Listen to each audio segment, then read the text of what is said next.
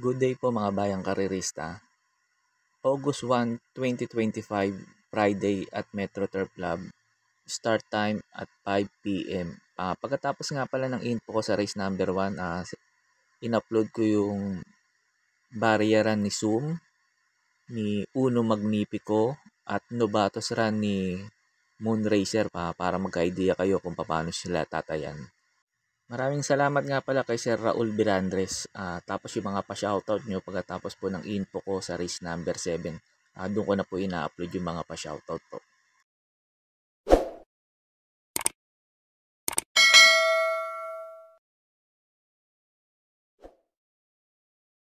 Start na po tayo. Race number 1. Basa ko dito sa race number 1 yung apat na lamang lang sa preba. Pila Zoom, Tula, Uno Magnifico, Moonracer. Pumili na lang ako na isa. Puro nakakursunada ko tong numero 3 Zoom. Ito, nagpreba ng 1.27 media sa barriera niya. Palakasan na lang ng loob to, kaya siningil ko tong numero 3 Zoom. Para po sa akin, lamang sa preba to. Kaya po sa race number 1, numero 3 Zoom, para po sa akin, susuloyin ko na po to. Pagkatapos nga po pala ng info ko rito sa race number 1, mapapanood nyo yung barriera ni Zoom, ni Uno Magnifico at Novatos Run ni Moonracer, para magka-idea po kayo kung susuloyin nyo ba to si Zoom o magpo-protection po ba kayo sa kanila, sa iba. Kaya po sa race number 1, tong numero 3 Zoom, para po sa akin, susuloyin ko na po to. Bear off. Brown Tiger takes the lead over Moonracer, but still Brown Tiger. 2.5 lengths lead from Moonracer. Towards half mile now, it's still Brown Tiger with 2 lengths lead over Moonracer, and about to pass half mile now, it's still Brown Tiger racing on the outside over Moonracer, and as the race last 600 now, it's still Brown Tiger. A length and a half to Moonracer, and as they round the last 8 mile pole, still Brown Tiger still in front. 2 lengths lead from Moonracer. Towards the last 400 now, it's still Brown Tiger. A length and a half to Moonracer, who's racing on the outside now, but it's still Brown Tiger. At the final turn, Brown Tiger leads by half a length. Moonracer now for the outside. Brown Tiger, Moonracer. Moonracer now for the outside, done for the inside is Brown Tiger. Down to the finish now, the still Moonracer, Brown Tiger once again. It's Brown Tiger against the lead from Moonracer. And at the line, it's Brown Tiger, Moonracer.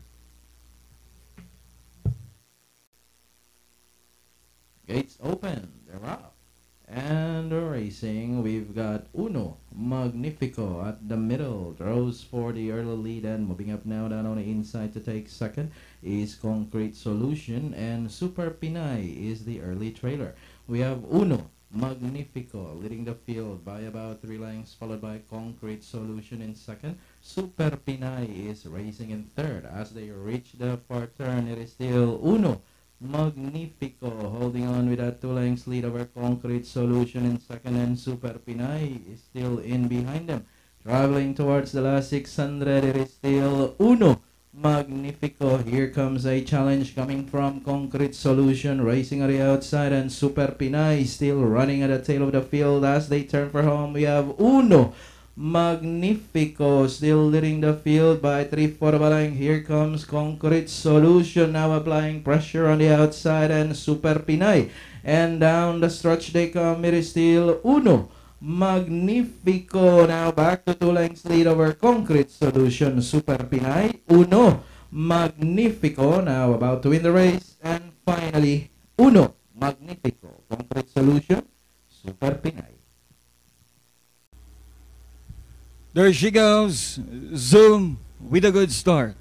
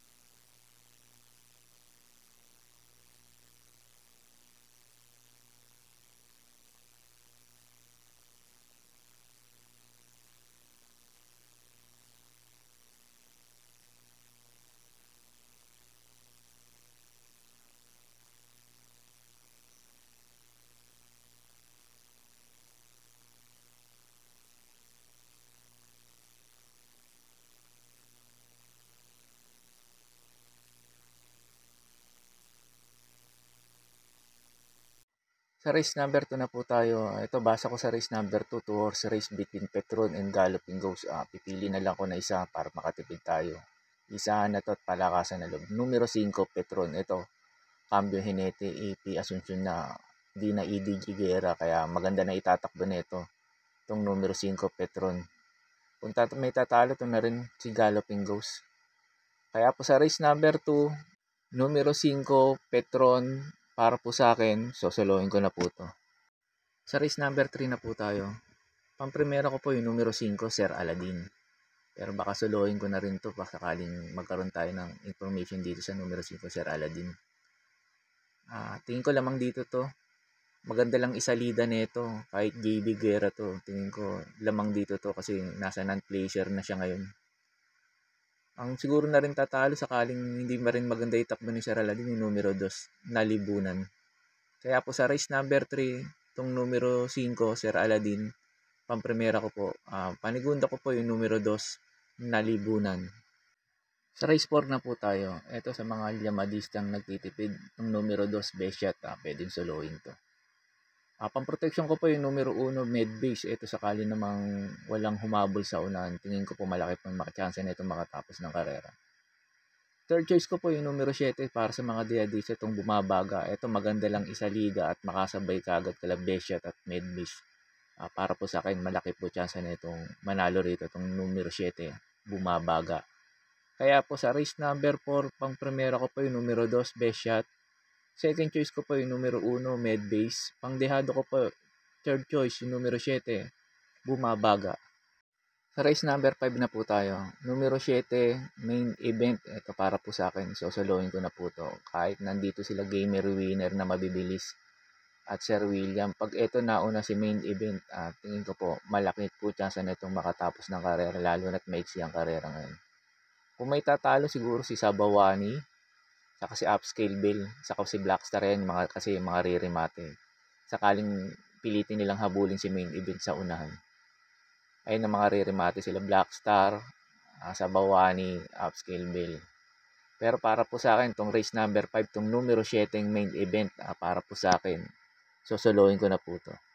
Sa race number 6 na po tayo. Pampremera ko po yung numero 7, Mang Nano. Ito pag nalyamado to, tingin ko po, labas tong kabayo na to. Pwedeng isunod tong kabayo na to at pwede ring iuna. Tingin ko lamang po dito to, itong numero 7, Mang Nano. Second choice ko po yung numero 4, Buntay Shore. Ito pag nauna to, doble mauna to. Pag nauna to, tingin ko po malaki po chance na ito makatapos ng karera. Itong numero 4, Buntay Shore. Pag maganda sinalida. Third choice ko po yung numero 8, Morning After. Ito naman, sakaling hindi maganda salida ni Buntay Shore.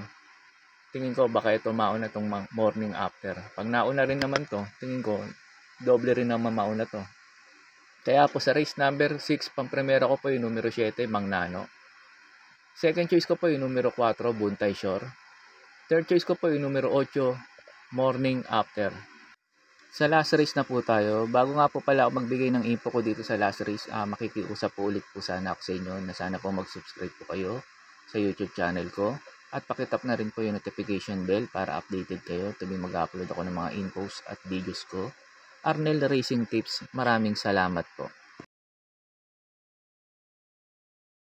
Sa last race na po tayo, pampremera ko yung numero 8, Imperial Queen. Second choice ko po yung numero 6, Fast Sailing. Third choice ko po yung numero 2, Sunny Nature. Ito, wag lang maiiwan to sa aparato. Tingin ko po malaki po chance na ito manalo rito. Kaya po sa last race, pampremera ko po yung numero 8, Imperial Queen. Second choice ko po yung numero 6, Fast Sailing. Third choice ko po yung numero 2, Sunny Nature. Pag may mga kursanada pa po kayo na lang po bahala magdagdag. Pagkatapos ng info ko na ito, yung mga shoutout nyo pa. Yun lang po, and good luck and happy racing po mga bayang karerista. May pa-shoutout po si Sir Ramon Carpio. Pinapa-shoutout niya yung kumpare niyang si Tirso SPL. Shoutout po Sir Tirso SPL. May pa-shoutout po si Sir J. Rasco. Pinapa-shoutout niya yung Rasco family ng Pandacan, Manila. Shoutout po family Rasco ng Pandacan, Manila. May pa-shoutout po si Sir Edgar Paredes. Pinapa-shoutout niya si Gary Paredes ng Tayuman, Tondo, Manila. Shoutout po Sir Gary Paredes ng Tayuban, Tondo, Manila.